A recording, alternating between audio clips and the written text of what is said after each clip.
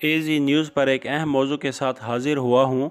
India के मोदी का जो हाल इस वक्त होने जा रहा है, इसका इदराक इंडियन अवाम को भी नहीं है।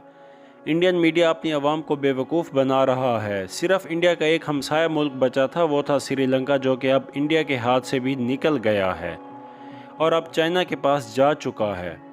इस वक्त जो सूरत हाल बन गई है कि श्रीलंका के प्राइम मिनिस्टर राजापक्सा ने कई बार मोदी सरकार को रिक्वेस्ट की है कि इस साल जो पेमेंट हमने आपको करनी है वो आप हमसे ना लें। मज़ीद डिस्कस करने से पहले इस वीडियो को लाइक करें, एजी न्यूज़ टीवी को सब्सक्राइब करें और बेल आइकन पर ज़रूर क्लिक करें।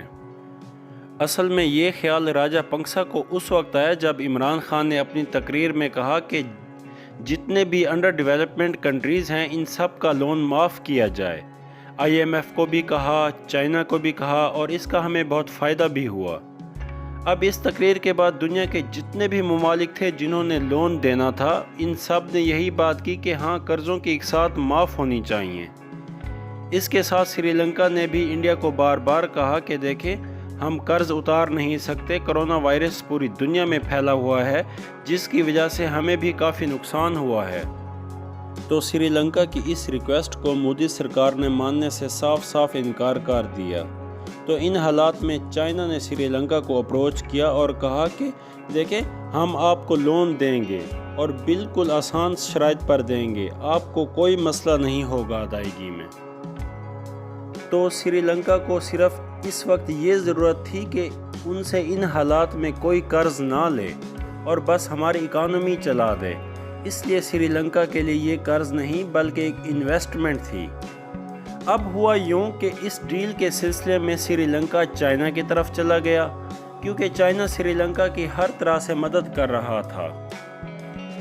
और जब ये सारी सूरत हाल इंडिया ने देखी तो उसने फ़ौरन श्रीलंका से अप्रोच किया और कहा कि आओ, आप जैसा कह रहे थे, हम बैठकर इस कर्ज़ के मसले का हल निकालते हैं। तो इस अप्रोच के बाद श्रीलंका ने इंडिया को कोई जवाब नहीं दिया, क्योंकि श्रीलंका की सारी सहूलियात चाइना से पूरी हो रही हैं। इस तरह चाइना श्रीलंका की मदद भी कर रहा था और श्रीलंका को इंडिया के ख़िलाफ़ भी इस्तेमाल करने जा रहा था।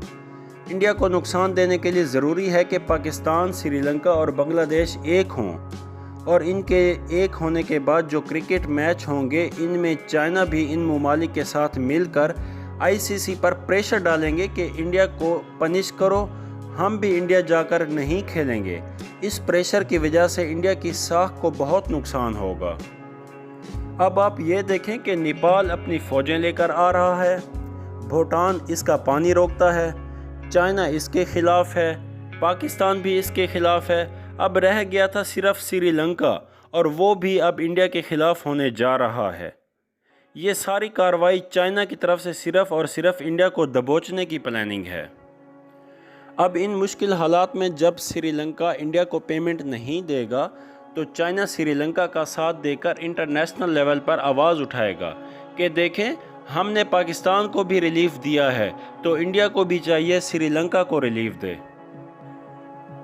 इन सब मामलात में जो भी हो, इस वक्त श्रीलंका चाइना के पास चला गया है, जिसका आने वाले वक्त में इंडिया को वाज़ेह नुकसान होगा, जिसका अंदाज़ा इंडिया को भी बेहतर पता है। जैसे चाइना ने भूटान, पाकिस्तान और नेपाल को इंडिया के ख़िलाफ़ इस्तेमाल किया, इसी तरह अब श्रीलंका को भी इंडिया के ख़िलाफ़ इस्तेमाल करने जा रहा है। अगर मज़ीद कुछ अरसा मोदी हुकूमत रह गई तो आप सोच भी नहीं सकते कि इन हालात के बाद और ममालिक इंडिया के साथ काम करना भी छोड़ देंगे। एजी न्यूज़ टीवी देखने का शुक्रिया। मज़ीद अपडेट्स के लिए हमारे साथ रहिए।